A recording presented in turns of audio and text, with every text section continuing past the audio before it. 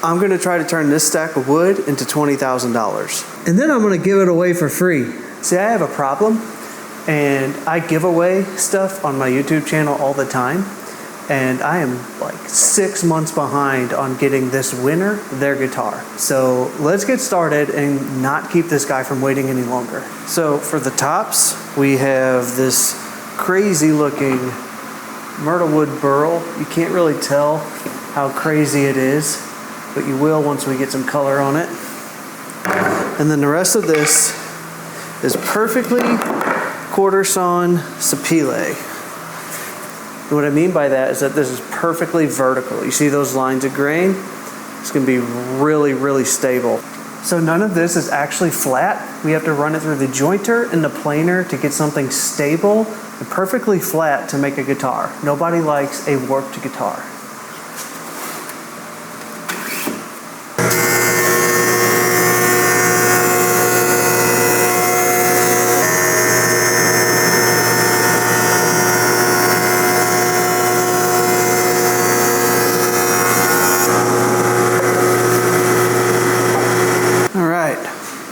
Now that I got all sides jointed,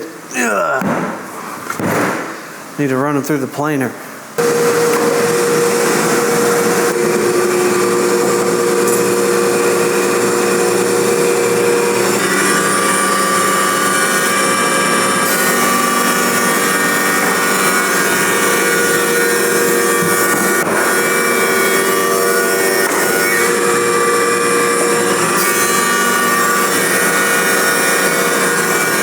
Alright, so the difficult part for two-piece bodies is trying to make them look one piece. I hate, unless it's laminated, two-piece guitars. They look cheap to me, and we just need to make it look as clean as possible. It's actually more stable than a one-piece, which is one of the reasons we're doing it, but we want to make it look like a one-piece. So I have these laid out to where I think the grain's going to match best. I'm going to mark in and out, just an I, you can probably not even see that, and an O. There we go. And I and O. And I'm going to put one side inside the fence on the jointer and outside of the fence on the jointer, so when they come together, it should have a perfect clean line, and when they're glued up, it should look rather clean. Okay, I'm actually really pumped with how this turned out. I think we got a super clean line. One is like 95% good. The other one is like 99% good, which for woodworking, that's perfect. After it's glued up and everything, it's gonna look great. I'm gonna show you this one real quick. Come right in here and look at this get put together. All right. Look at that. Beautiful. That's even with raking light. Now just wait till we get it glued up, clamped up. It'll be great. This other one is at 95% right here. There's a little bit of a rock in it, but looks pretty good to me. Hell yeah. When it comes to glue ups, I don't like to have a lot of squeeze out. You don't need it. Typically, one good stripe down in the middle is great. Just like that. And then spread it both ways here. You don't need a ton for glue to do what glue does. Just like that, just enough. Should be careful. Get things lined up. I wish I had my domino joiner still to keep everything perfectly flat, but it's still going to go through the planer afterwards. Just like to hold it down. Pulled it up a little bit, but that's okay.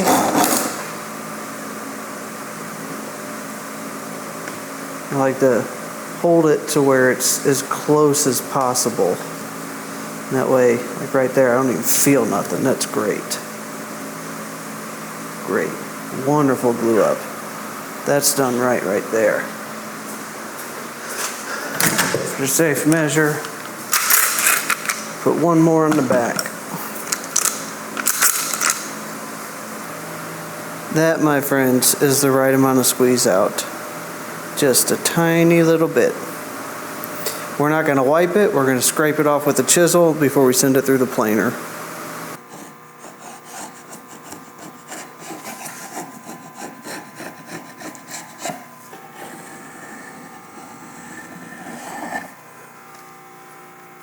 Okay, so I got them milled down on the planer, and we're running into the next step, which is going to be to get everything prepared for the CNC. I'm using the CNC in this particular instance because it's going to allow me to do something really cool, but I need to set up a repeatable cut. So what's going to make that possible is this jig. It's simply a piece I cut out on the CNC to match this base right here. There are 2 holes in it that match 2 holes in this base, and there's sandpaper underneath here, and inside of those holes I have stainless steel dowels that allow a 1/4 inch bit to run through. So essentially I just use the center line that's marked on here and set it up to drill. Come in a little bit closer and I'll show you what I'm talking about. So as you see here, we have these holes. It's going to guide my drill. So what I'm going to do is find this center line and kind of choose the best piece of wood. And since I have sandpaper on this, it's 80 grit, keeps it from moving around. Now, for the first line, it's okay to just rely on the sandpaper. I'm going to go ahead and take this out right here, insert a 1/4 inch dowel. And these are steel dowels too. These are great for machining and accuracy on CNC work. Probably want to hammer that in just a little bit more. Everything's a hammer. And make sure it has that perfect vertical transferred over from the jig. Now, got that lined up all the way down. I'm gonna make sure this is lined up over here. This dowel will keep this side from shifting back and forth, and also the whole thing from shifting left and right. So I wanted to show you from a different angle and kind of talk a little bit more about how all this works. I see that I don't really like this portion here, so I'm going to put my neck pocket kind of lay there. Push this down a little bit towards my right, your left. And make sure it's lined up on the center line. Once I get these drilled through, not only will this help me for the jig, but this will be extremely helpful on glue ups because I could use this on the tops as well. And then we just use the dowels to align the tops, clamp it up, pull the dowels out. Boom, perfect alignment, which makes it really easy to cut for hollow bodies.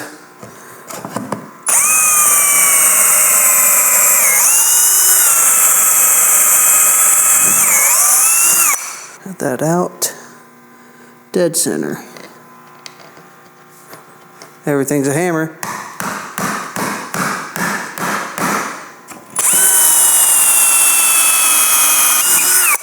And just like that.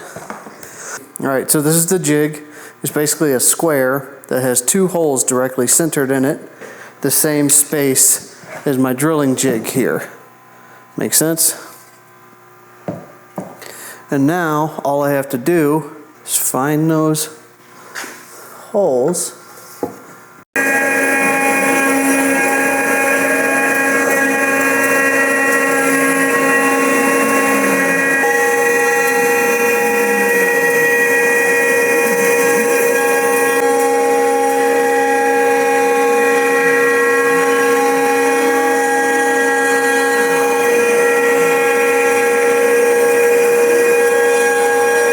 Okay, so we got these chambers cut out, and you're probably wondering why I just cut chambers, and they're not really chambers, they're only 1/8 of an inch thick. And I got this idea from Barlow Guitars.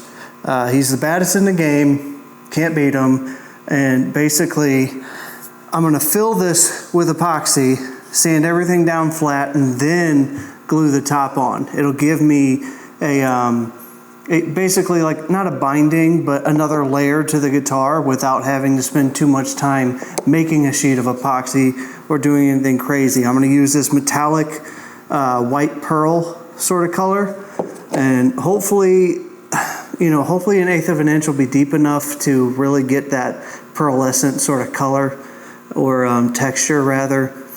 But I think it's really going to stand out, especially when we dye the tops. I think it'll make a really big difference in the overall appearance of it. So we'll see. Let's get to it. If you're like me, you like to save money wherever you can, so I just went to my local gas station and got a bunch of these cups. I really don't know how much volume I'm supposed to have, but you know, we'll just go with it. And there's a free promo for Casey's, my local gas station. I realize I'm completely out of good stir sticks, so I have to do this all at once. And I got a big ass piece of wood here to do it. You know, you see in a bit what's even cooler about doing this way is that when I dye the tops, I don't have to worry too much about taping because that dye is not going to stick to epoxy.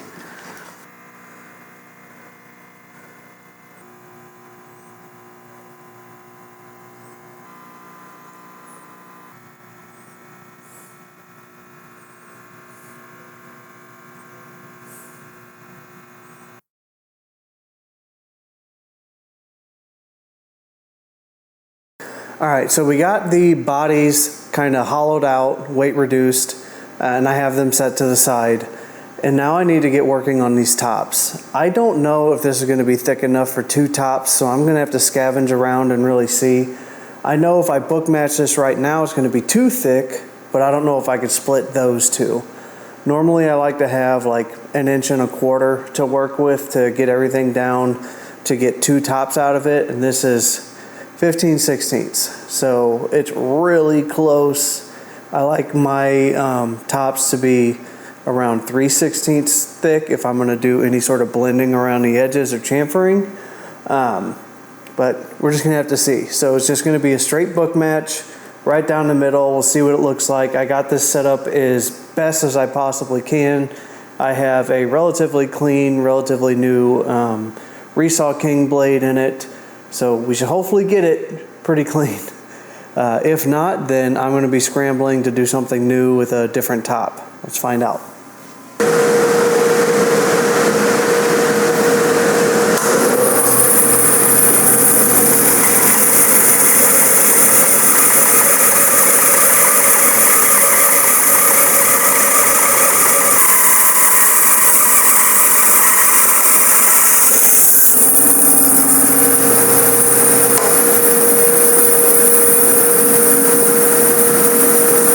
Alright, so slight change of plans. This is the myrtle wood, and it wasn't big enough to really make 2 tops out of, so I found this walnut. This is actually leftover walnut that Cam from Blacktail Studio gave me, so it's really sentimental, and I'm thinking about doing a crazy burst on it, but you kind of get an idea. That still doesn't do it justice, but you could see both of these coming to life.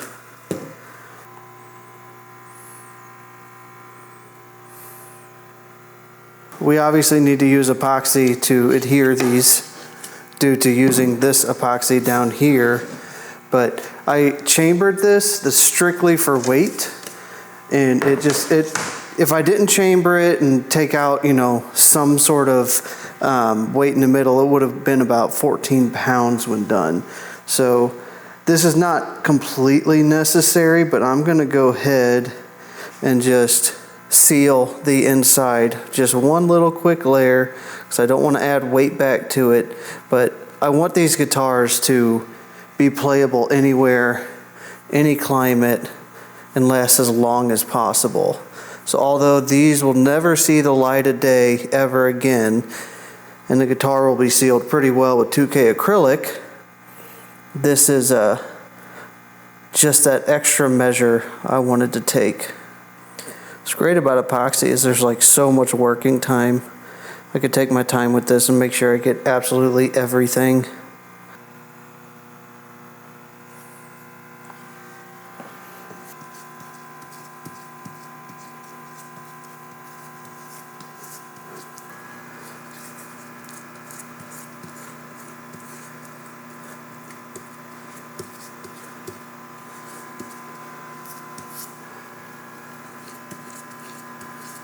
Okay, so now that I got all this epoxy spread, I need to glue up the tops to them. What I did before I started doing all this was pre-drill a bunch of screws using these steel dowel holes here to line everything up. So now all I have to do is just line these screws up. It'll be perfectly aligned. Screw it down into place. Don't judge me. I'm not using the right tools for this job.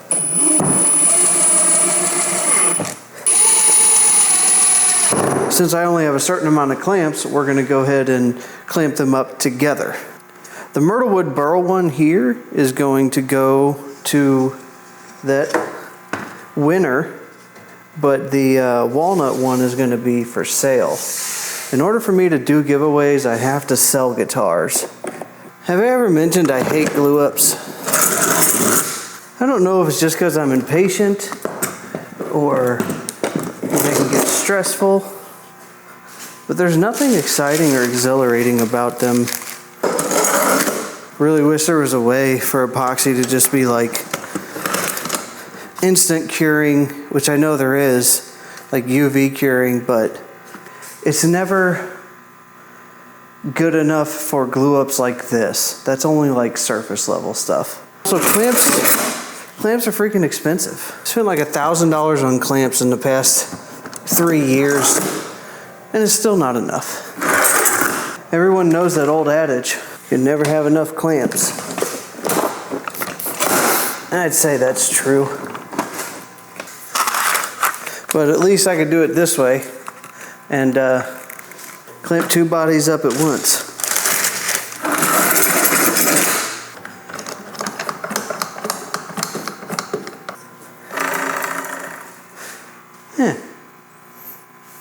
Probably like, oh God, that's 75 pounds. All right, so the epoxy cured on these, and I had to sand them down a little bit because it actually seeped through the grain towards the top. And if you remember, I plan on dyeing these certain colors, and dye won't stick to epoxy, so I really had to make sure all of that surface area was clear. I got a few other things I'm gonna have to touch up, like in this myrtlewood burl, there's a bunch of divots that I'm probably have to fill beforehand very cleanly so it doesn't mess with the ability to dye it later on, so I can't just grain fill it just yet.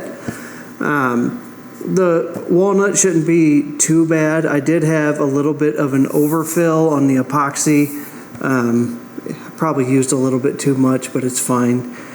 I'm gonna get these cut out on the CNC, and normally I know a lot of people have a problem with CNC cutting and whatnot, but I don't. I build a lot of guitars by hand, a lot using templates. These specific ones, I wanted that ultra precision. One, because this is going to a winner for a very serious issue, and it just needs to be absolutely perfect. And this one's going to be for sale, and anyone that spends money on a guitar with me needs to get the absolute best I can offer. So we're going to make sure the CNC gets those cut out properly. A lot of people think CNC is cheating, whatnot. I spent probably 200 hours designing everything to a fault. I didn't just get the exact sizes of each item, you know, the Floyd Rose is going to be going in these. I also have to account for things like finish. That adds, you know, 1/100th to 1,000th of an inch, and if you're trying to get things to be perfect and look clean, you have to account for those things. Like I said, it took a long time to make sure they're exactly what I wanted, because there's going to be some cool design features in these too. Okay, like I said earlier, I spent like 200 hours doing all this design stuff, and I still messed up. So when I cut this, I still made changes to the top, which is a problem. And what that led to was a shift into this.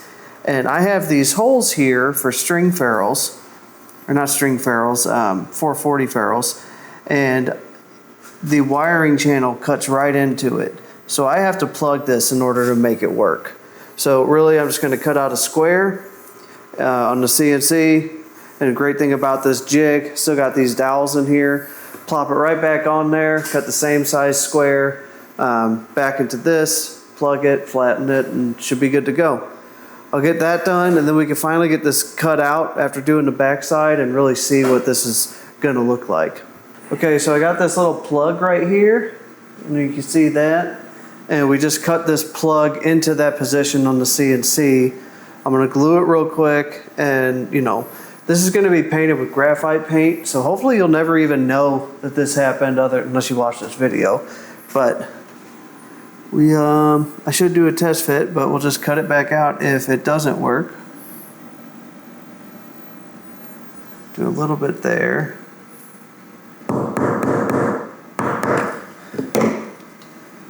Now,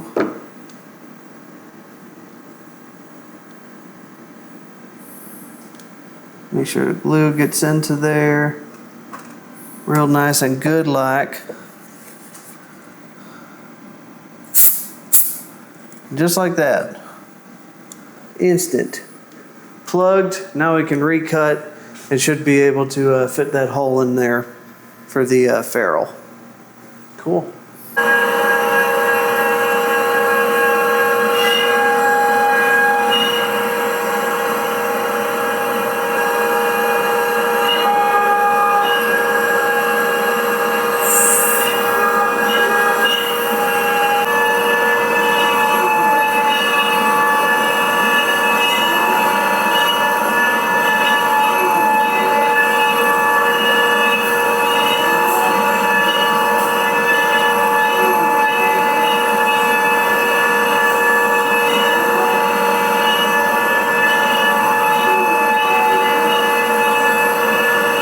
So you got me today. I'm Sean. I know you don't see me very much.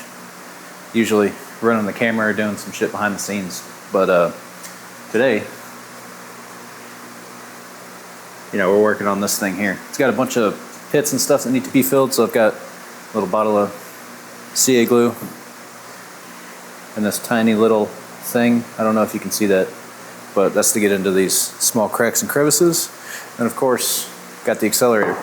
So let me show you what I'm talking about real quick. Fill those big ones in. Then we got a bunch of small ones throughout. One there, one there.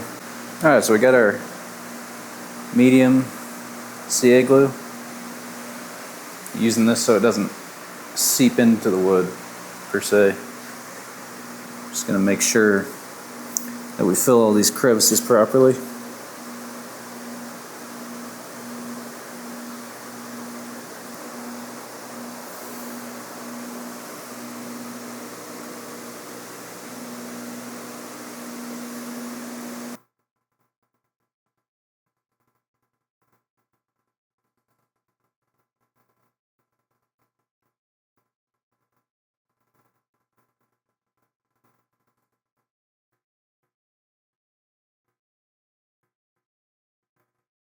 Now that we got all of these cracks and crevices filled in, we're going to take a look at the side of this before we sand all of this down. We're going to let this glue set up, stuff that's trapped under the surface, but we're really going to try to smooth this out so that when we run it over the router table with a round over bit to smooth out this backside, it won't be all lumpy and bumpy and stuff. So we're going to see what we can do here.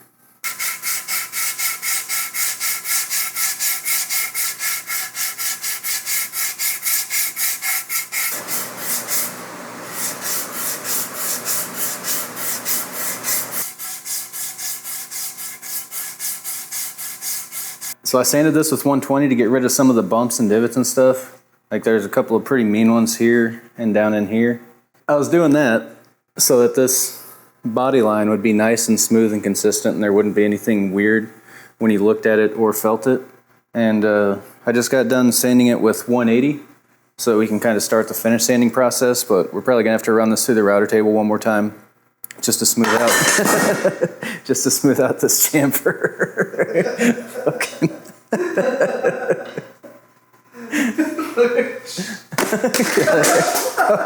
Was that open? No. Okay, good. Son of a bitch. I was wondering what you were doing with those fucking sticks. Yeah, it's like I gotta throw something at it. Maybe good for camera.